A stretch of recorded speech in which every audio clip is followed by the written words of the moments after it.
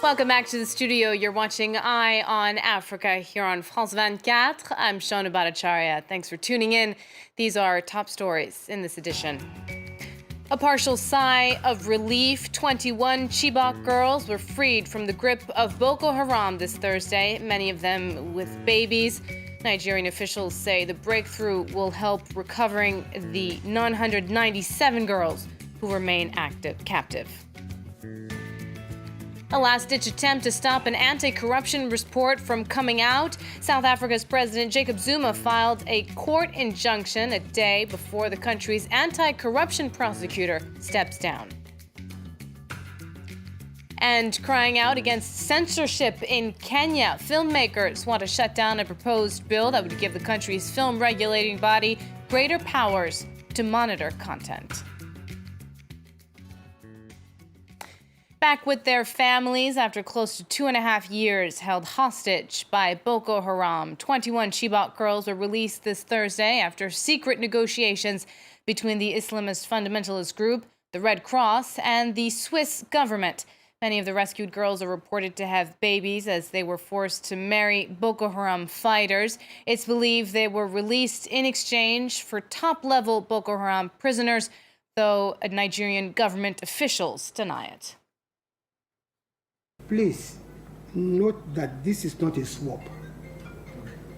It is a release, the product of painstaking negotiations and trust on both sides. We see this as a credible first step in the eventual release of all the Chibok girls in captivity. Taking into account the young girl who managed to escape the clutches of Boko Haram earlier this year, 197 girls now still remain missing. The Bring Back Our Girl campaign has made headlines for its efforts to rally public support and put pressure on the Nigerian government. And our guest this evening is Obi Ezekwesili, co-founder of that Bring Back Our Girls movement. Thank you so much for being with us here on France 24. What is your reaction to the girls' release? We are extremely delighted that after 913 days, we have seen the largest number of girls, aside from the one that was found on the 18th of or the 14th of August. So for us, it's just an amazing news that 21 girls are back home. Now, it's been almost 2.5 years since the 276 girls were kidnapped. Why is it taking so long to get them back? It is a question that our government, as well as the rest of the world, would have to answer. Never in our wildest imagination did we think, when we came out on the 30th of April to demand for the rescue of our Chibok girls, who at that time had been missing for just about 2 weeks. At that time, we never, anyhow, not anyway, imagined that it was going to be a journey of more than 2 years, almost 3 years.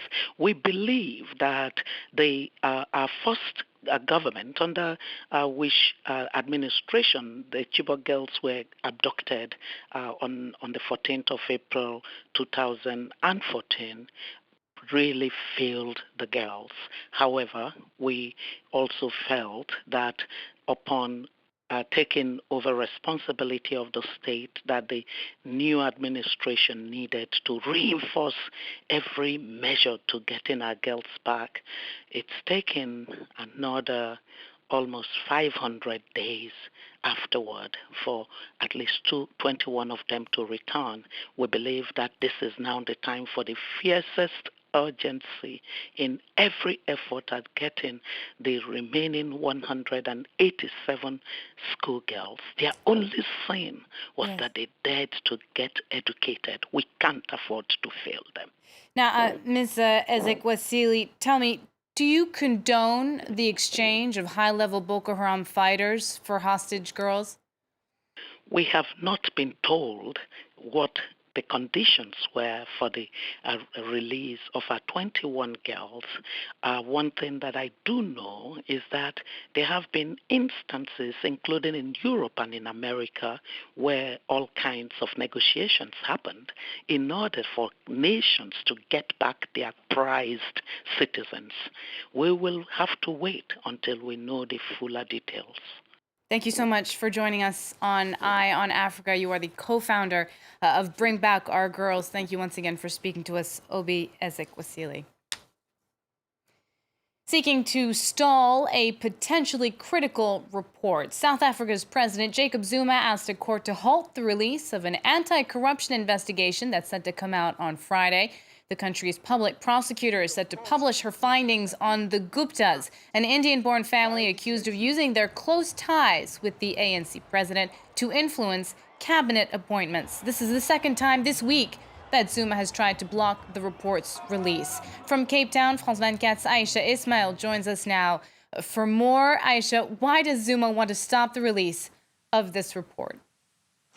Well, opposition parties and political commentators are saying that if President Jacob Zuma has nothing to hide, then why is he trying to prevent this or to stall this Public Protector's interim report from being released on Friday?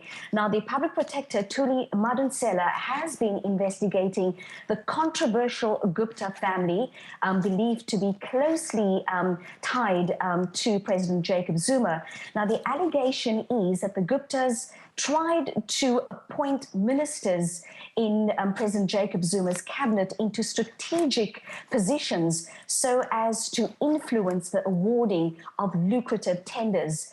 Thuli Madonsela investigated this, and her interim report was due to be released on Friday. But at the last minute, President Jacob Zuma served her with legal papers stating his intention to stop her report from being published. He's saying that he needs time to study the documents and that he wants to question the witnesses that she interviewed. But the Public Protector hit back saying that the president has had ample time to study the documents and to ask questions. She also noted that on two previous occasions, the president had said that he would be prepared to answer questions, and when the time arose, he changed his mind. Now, Thuli Madonsela is the same Public Protector who investigated the overspending of millions of taxpayers' money to renovate President Jacob Zuma's Nkandla home, and it was her findings that led to President Zuma being forced to pay back the money, millions of rands in taxpayers' money. Thank you so much, Aisha Ismail, joining us there live from Cape Town. Meanwhile, Julius Malema has been issued with a court summons. The opposition Economic Freedom Fighters leader is facing charges after inciting followers to illegally occupy vacant land. Those comments were made in at least two different speeches, once in December 2014 and in June of this year. This Thursday, Malema also called for a mass protest on November 2nd. It's a growing scandal in the Democratic Republic of Congo. A sentenced criminal has surrendered to authorities 5 years after he escaped from prison. Gedeon Kyungu was convicted of crimes against humanity in 2009 after he was found guilty for his role in killings in the copper-rich Katanga province. He gave himself in at a ceremony organized to mark his surrender, along with around 100 of his fighters. Kyungu was the leader of the southeastern separatist Bakata Katanga group. As of now, it's unclear why he surrendered or what will happen to him at this stage. Urging more effort in combating climate change, Rwandan President Paul Kagame called on world leaders to stop using super greenhouse gases like those used in refrigerators and air conditioners. Representatives from 197 nations are in Kigali, the capital, to hammer out an agreement to phase out hydrofluorocarbons, or HFCs. They were introduced in the 1990s to save the ozone layer, but are catastrophic for global warming. Stopping the use of HFCs is crucial to curbing the rise of global temperatures, as agreed to last year in Paris. Speaking out against censorship. In Kenya, filmmakers, producers, and directors are fuming against a proposed bill by the country's film regulator to expand its powers. The proposal seeks to regulate all kinds of content, from the silver screen to the theater stage, even videos taken by individuals on their mobile phones. Nicolas Germain has more. A stormy atmosphere during a meeting between directors and Kenya's film regulator. Authorities want a greater role in censoring everything from stage plays, online content and advertisements.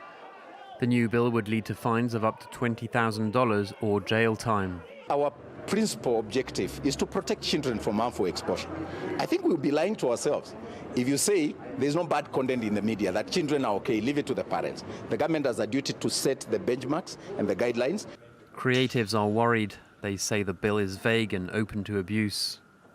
We shall make sure that it doesn't see light of day, because I'm not the only one. There are many people in that room who are completely dissatisfied by this bill. The film industry and the arts industry and the music industry is an industry that can rescue a lot of youth and has been rescuing a lot of youth from poverty, from life of crime. Under pressure, the Film Board has agreed to withdraw and review the bill. Kenya's film industry has seen a revival and was worth $2 billion this year, up from $600 million in 2007. But Kenyan filmmakers say they don't get enough state support, especially compared to South African directors. And that's it for this edition of Eye on Africa. Do stay tuned. There's more news coming up on France 24. Stay with us.